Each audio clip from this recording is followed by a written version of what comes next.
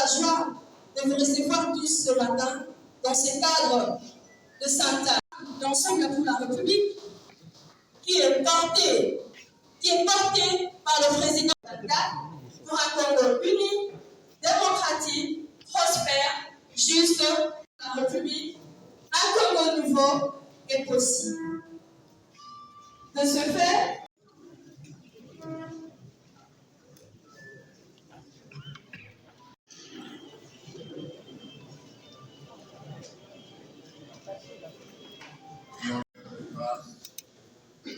nous te remercions pour le souffle de vie en ton sein, le nom de plénitude, le Père. nous allons passer à l'hymne national.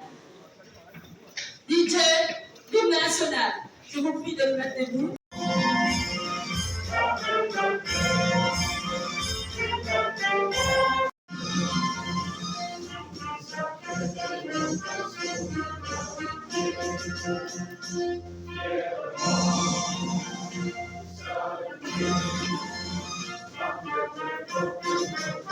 Encore d'esprit. Chers tous, pour la République, nous avons combattu un bon combat. Nous avons rêvé de qui a ressenti le besoin du peuple congolais au travers de la République. Pour aboutir à des objectifs qui sont les plus conducteurs comme résultat. Donc nous allons mener à cette équipe qui a travaillé pour la mise en œuvre de ce programme. Avec la presse, avec tout le monde. Nous allons tenir compte de tous les aspects pour pouvoir parler du changement. Je pense que j'ai lu la déception de beaucoup d'entre vous en voyant que le président Moïse Katumbi n'a pas pu venir lui-même. Moi-même, j'ai été dépêché, un peu en catastrophe, parce que le président Moïse est empêché pour des raisons d'État et qui concernent aussi l'avenir et l'intérêt de notre parti politique.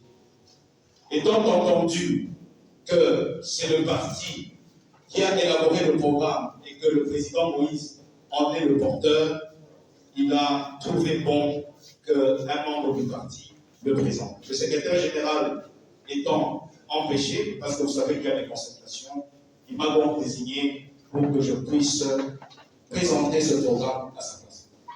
Donc, je demanderai pour cela votre indulgence. Pour le reste, mesdames et messieurs, chers journalistes, chers camarades membres de l'ensemble et des partis amis, distingués invités en vos titres égalitaires d'esprit, j'ai l'honneur de vous présenter, au nom de notre leader et candidat président de la République, Katumbi Chapwe, candidat numéro 3, et de notre parti politique, Ensemble pour la République, le programme 2024-2028, que notre parti, à travers son candidat président de la République, propose à la nation pour le prochain quinquennat. Ce programme qui s'intitule Alternative 2024 pour un Congo uni, démocratique, prospère et solidaire vous sera présenté selon un plan en 4 points. Premier point, aspiration et vision. Deuxième point, orientation stratégique et actions à mener sur 4 piliers. Les 4 piliers qui sont la transformation institutionnelle, la transformation structurelle de l'économie, transformation sociale, transformation durable.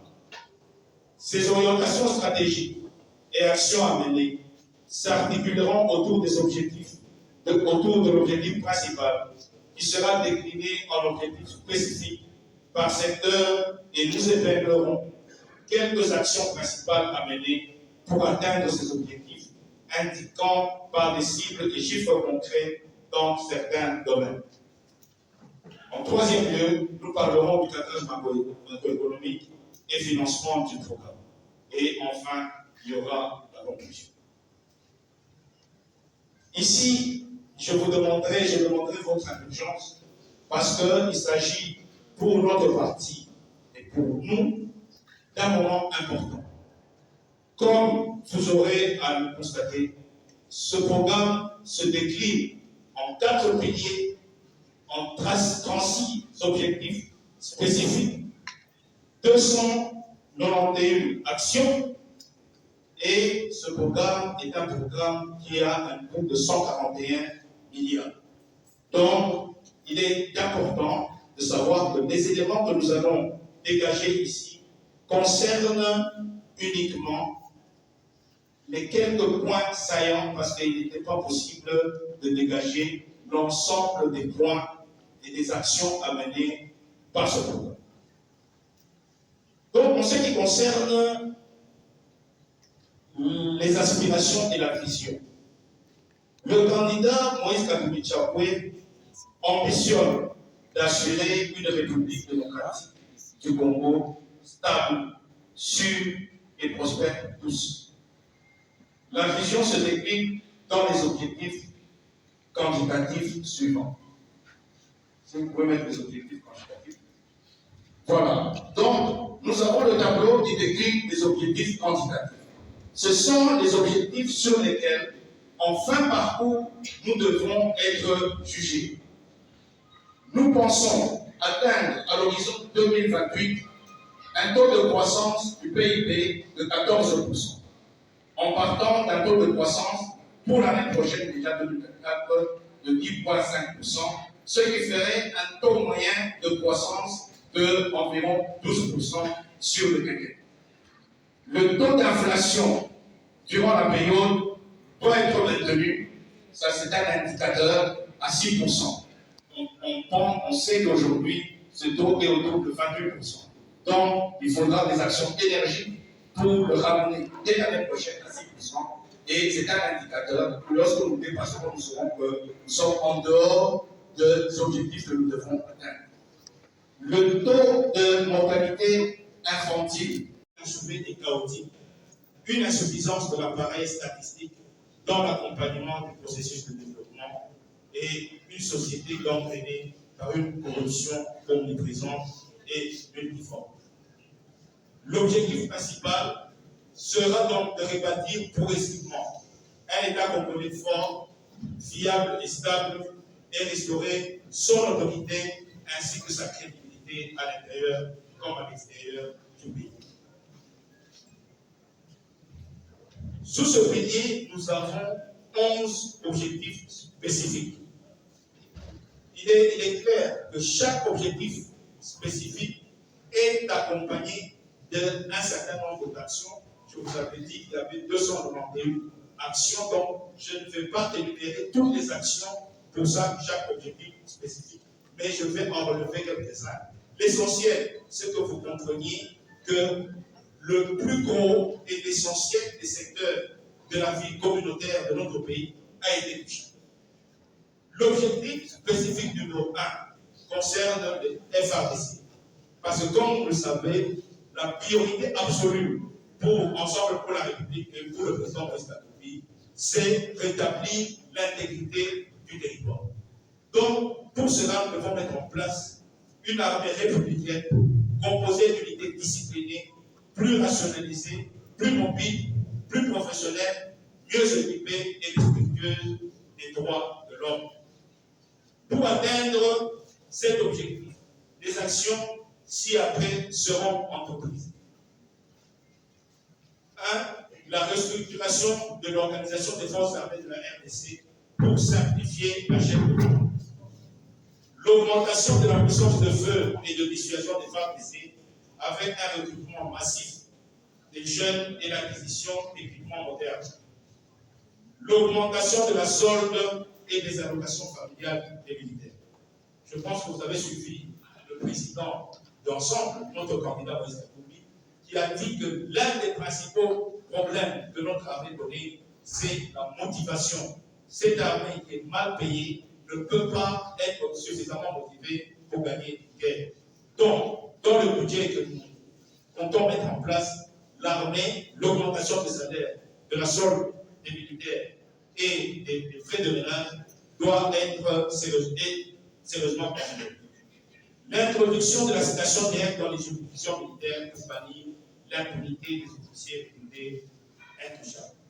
La construction progressive des casernes en dehors des villes. La nomination des commandants des unités à tous les échelons sur base de la compétence, la bravoure et la moralité, et non sur base du favoritisme et du népotisme.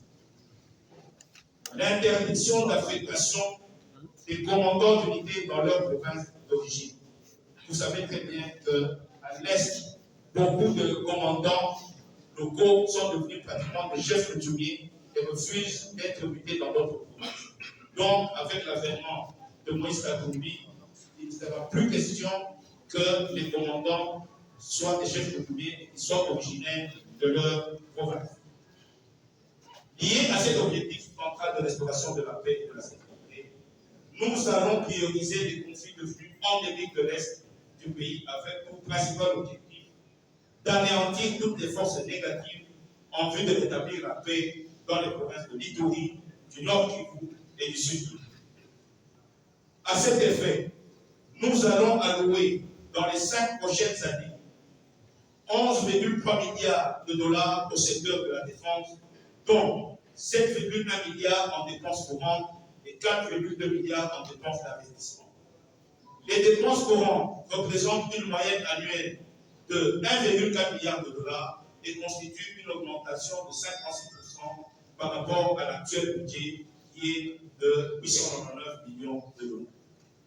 Nous allons assigner des dépenses courantes à la formation de 10 brigades de forces de réaction rapide qui seront déployées dans les provinces du Nord Kivu, Sud Kivu et Manitori, ainsi que l'augmentation de la solde des militaires et des fonds de ménage. En termes d'investissement, nous allons construire 3 bases militaires dans les provinces sud-visées pour abriter ces brigades qui seront chargées non seulement de protéger les populations, mais aussi de redynamiser les économies locales à travers leur participation dans les agropoles. L'objectif numéro 2 concerne la police. Il s'agira de mettre en place une police nationale républicaine, disciplinée, capable de maintenir l'ordre public dans le respect des droits de l'homme. Pour atteindre cet objectif, les actions ci-après seront entreprises. Le renforcement des capacités de la police nationale congolaise par un recyclage régulier des policiers. La dotation de la PNC d'équipements modernes et adéquats. Le renforcement des effectifs de la police par un recrutement des jeunes dans toutes les provinces du pays.